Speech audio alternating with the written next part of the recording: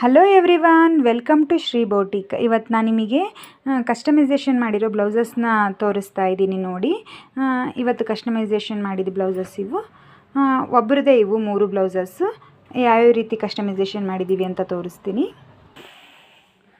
Deep U ಶೇಪಲ್ಲಿ blouse ನೆಕ್ನ shape ತೊಗೊಂಡಿದ್ದೀವಿ.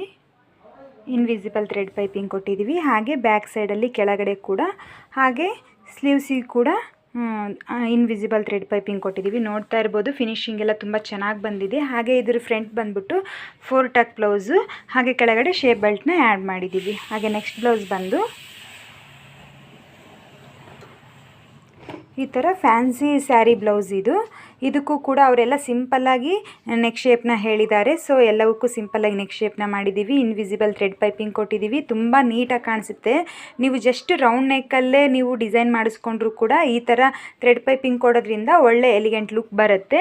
ಹಾಗೆ ಕೆಳಗಡೆ ಬೆನ್ನಿಗೆ ಕೂಡ ನಾವು ಥ್ರೆಡ್ ಪೈಪಿಂಗ್ ಕೊಟ್ಟಿದ್ದೀವಿ. ಸ್ಲೀವ್ಸ್ ಆ್ಯಂಡ್ ಫ್ರಂಟ್ ಸೈಡ್ ಕೂಡ 4 ಡಾಟ್ ಬ್ಲೌಸ್ ವಿತ್ ಶೇಪ್ ಬೆಲ್ಟ್ನ ಕೊಟ್ಟಿದ್ದೀವಿ. ಹಾಗೆ ನೆಕ್ಸ್ಟ್ ಬ್ಲೌಸ್ ಬಂದು ಇದು ಕೂಡ ಸೇಮು. ಬಾರ್ಡ್ರಿಗೆ ಏನು ಕಲರ್ ಬಂದಿದೆಯಲ್ಲ ಅದೇ ಕಲರಲ್ಲಿ ಕ್ಲಾತ್ ತೊಗೊಂಡು ಥ್ರೆಡ್ ಪೈಪಿಂಗ್ನ ಕೊಟ್ಟಿದ್ದೀವಿ. ಫ್ರಂಟ್ ಕೂಡ same 4 dot blouse with shape belt. Neck front round neck ತೊಗೊಂಡು all over full thread piping ಕೊಟ್ಟಿದ್ದೀವಿ.